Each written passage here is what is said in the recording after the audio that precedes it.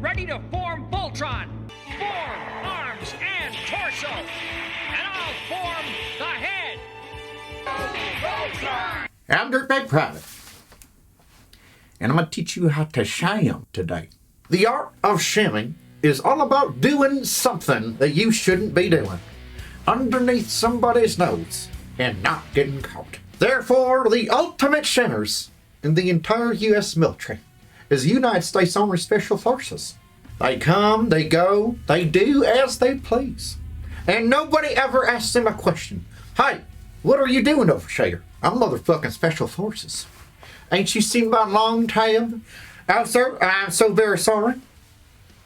Carry on. But alas, much like Icarus flying too close to the sun, a shamer's death can surely come from arrogance and pushing the boundaries of the sham too far. And that's what happened here in 1st Battalion, 3rd Special Forces Group, where a couple of boys that were up to no good started causing too much trouble in the neighborhood. You see, their shams became too big. They were moving a whole bunch of dope, kilos of fentanyl lollipops, morphine, and cocaine, along with getting caught in a prostitution sting where an FBI agent pretended to be a 14-year-old girl. Now, though I am a fan of debauchery and shamming, you can go right to hell for that. See, these dumb boys took shamming too far and turned the sham into a shame.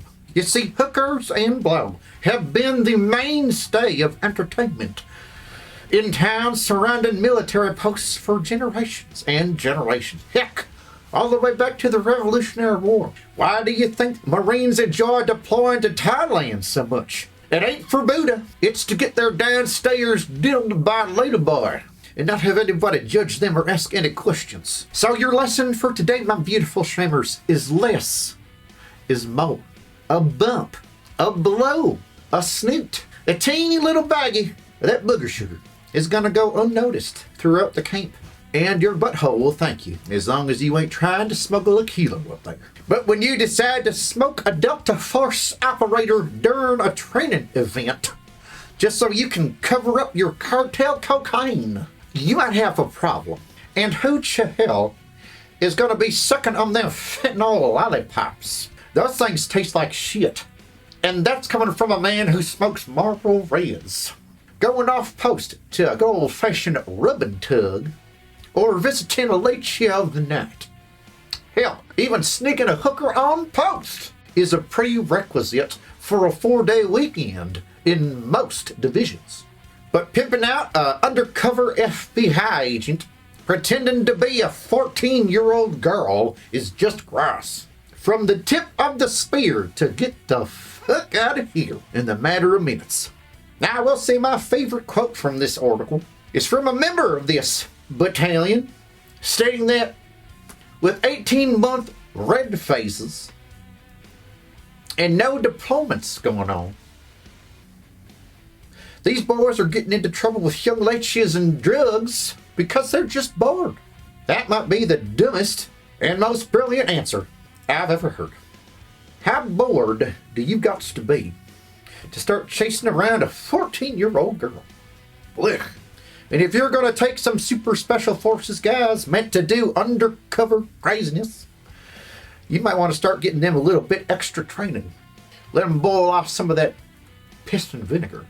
You might just want to send them down to Mexico, pick off a couple of cartel members just to kind of boil off some of that testosterone so we don't have this issue popping up again.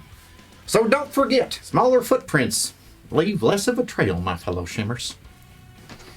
And don't forget to sham on. Sham on. But if you're nothing like me, you might want to think about getting to work with a fantastic Smith & Bradley watch. From boardrooms to out in the field, these watches are meant to stand the test of time and to look pretty gosh darn good while they do it. Each Smith & Bradley watch is backed up by an unstoppable guarantee, so you don't have to fear. Because as long as you own the watch, Smith & Bradley will make sure that this thing keeps on working. But if it don't, they'll take it right back and replace or repair it immediately. Feel free to check them out in the link below. And I'll see you next time, Jammers. to make sure that you get all to your shit fuck eat my ass home.